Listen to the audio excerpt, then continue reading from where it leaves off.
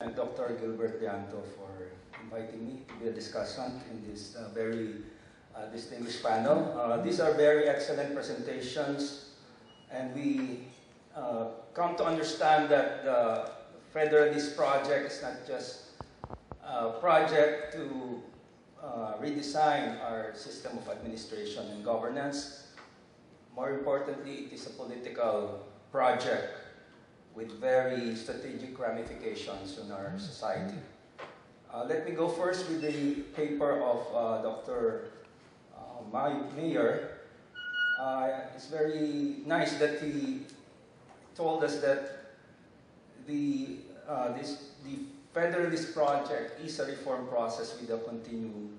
Meaning to say that as a reform project, it can be limited in time and scope. So we can envision the Federalist project not just ending with a total restructuring of the system of government, but it can also be in terms of a graduated phase, like having a federalism, but with specific regions identified as independent regional states. Now, his presentation focused on the need for functional assignment. So, federalism is all about assigning the functions and making sure that the functions for the specific administrative units are funded with sufficient resources. In this regard, the key challenge is how to identify these functions. How do you assign the functions? And the principle that would guide this assigning of functions would be that of subsidiarity, which is actually being addressed currently through the local government code. And the devolved functions in the Philippine system would include health, social welfare, environmental management, and agriculture,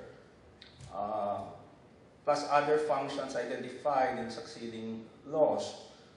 But I think the key question here is whether individual local government units are actually able to perform these assigned functions, considering the spillover effects of and externalities that are not addressed by very small political units, local government units. Therefore, what is the case for assigning these functions to a regional governance unit? And I'm speaking here about traffic management, disaster management, river management, watershed management. Some of these collective action problems that perhaps cannot be addressed sufficiently by smaller local governance jurisdictions with limited resources. On the other hand, are these functions to be performed better by the central government? So that's the entire issue about assignment of functions. So it's very important to be looking at the fiscal requirements for these assigned functions. So what appropriate functions are to be assigned to local government units, regional states, and the central state. And I think what's best to understand from Dr. May's presentation would be the example of Germany, which he's most familiar with. So he gave examples of a regional state, a Länder in Germany, where car manufacturing, high-tech industries thrive because of regional autonomy.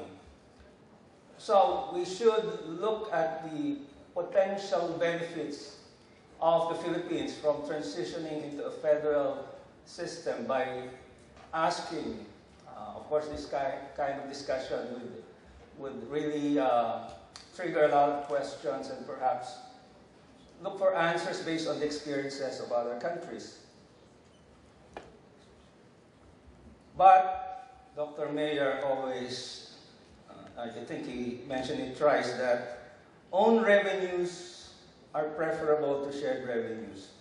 So if you are assigned to collect specific revenues, you should actually collect it.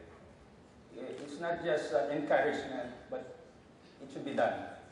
So he cited the figure that only 50% of property taxes are collected by the local government units. Is it because it's difficult for mayors to collect from their relatives and their neighbors? I think that would be the answer from those coming from really very small municipalities where everybody is your relative. So is this therefore an argument for making property tax collection at a higher level, or any tax collection measure for that matter? It's also nice that he gave the example in Germany that there's actually shared responsibilities in the responsibility to collect revenues and to make use of these revenues. Therefore, emphasizing the fact that federalism is a collaborative governance project. So I gave the example that in Germany, 42.5 of taxes are the responsibility of the central, 42.5 by the lander states or regional states, and 15% of the LGUs. Because funding is very important in order to perform the mandates provided to the specific spatial administrative units. But it's not just financial resources that matter, it's also the human resources. So he emphasized the importance of building the capacity in each of these lander or regional states. But it has to be a product of negotiation. So with negotiation, I suppose there has to be a lot of data presented and evidence in the process of redesigning this reallocation of administrative functions. So I gave the example of actually 3 landers in Germany: Bayern, Baden, Württemberg, and Hessen, being donor landers because of the importance of sharing resources. These 3 states are donors, while 13 states are recipients. And these are southern states paying to the northern states. Hamburg and Berlin are recipient states. So this is something that we can really consider in the efforts in the Philippines at redesigning the administrative system. His final slide talk about unfunded mandates. So I think that's a problem in every country in the world. Even the United States has a lot of unfunded mandates because there are new legislation, but then there's no specific identification of the budget requirements. I think even the Free Tuition Act is not carefully considered when it comes to the budget requirements. So it's very important to consider how to fund these different mandates, and it's very important that every function that has been identified for each of these administrative units should have a funding mechanism. But who will collect? Should we impose revenue collection through sanctions or through incentives? In the second presentation by Dr. Paul Hatchcroft, he already mentioned performance management systems at the local government level. So how can that seal of good local governance with the criteria of good financial housekeeping and public financial management be used in a federal project as a mechanism for ensuring that revenues are actually collected? Now let me go to the paper of Paul Hatchcroft. what's very important to consider in the presentation of Dr. Hatchcroft is that federalism is a political project, and therefore we have to locate this within other types of political reforms that are needed. And to understand the trajectory of political reforms, it's very important to consider or to look at the characteristics of two major institutions. The institutional architecture of, first, the state, the bureaucracy, and the second is the political parties. So we're looking here at planning and implementation capacity. So that's the bureaucracy. And the second is the system of representation, where you have elected officials making strategic policies. It is said that the Philippines is a country that is rich in laws, but poor in implementation. So, is federalism the answer to better implementation? But wait, Dr. Hatchcroft cautioned us to consider these three basic questions. First, are local executives to be appointed by the center or elected by popular vote? So that is a question that should be considered, that if what we need are very efficient planners at the regional level, why don't we just have regional governors rather than elected governors? At the same time, we have to consider campaign finance issues. Are there strong bosses at local levels combining economic and coercive power? If you're familiar with the work of Dr. Hatchcroft, his writings dealt a lot about political capture by special interest. The Weberian concept of state does not operate in a vacuum but is anchored in a political economy. Are there cohesive and well-disciplined national political parties that curb localist tendencies? So we have to consider the types of political parties that we have. Historically, are they able to aggregate interests in the pursuit of national development goals, or is it a collection of political families, becoming more like a brand rather than a vehicle for the representation of basic sectoral interests? Now, Professor Hatchcroft brought us to what exists. What do we have in a unitary Philippines? I'm glad he mentioned some of the reforms that are happening at the subnational level, because we now have a performance management system that was triggered during the time of Secretary Robredo, the setting up of the seal of good housekeeping. Performance grants or block grants coming from the national government to local governments that perform well. So, it's a form of incentive. Major devolution in the 1919 Local Government Code. So the second to consider is we have formal elections at every level. We are a country of elections, the national down to the barangay level. Although barangay elections are held intermittently, it's postponed very often.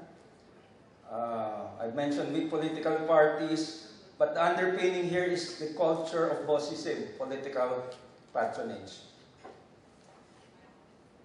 Now I have just 1 minute, so I'll jump quickly into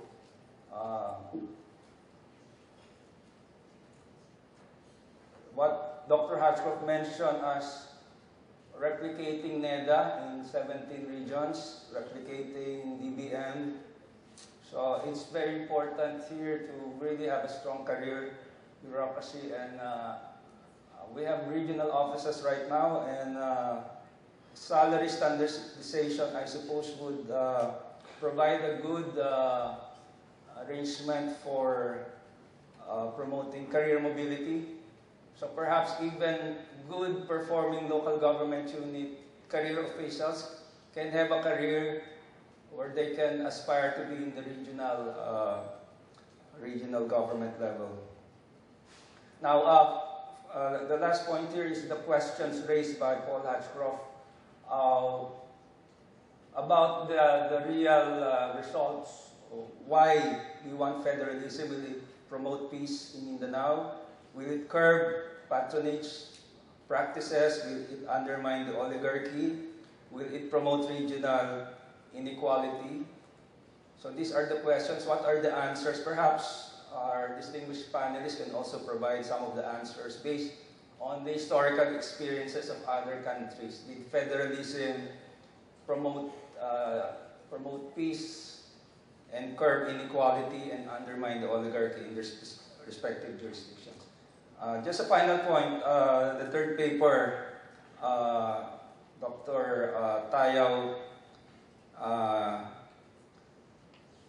emphasized the political importance of a federalist project, and he mentioned that the ultimate objective is really to re-engineer public institutions in the country in a way that should address the main problem of patronage politics.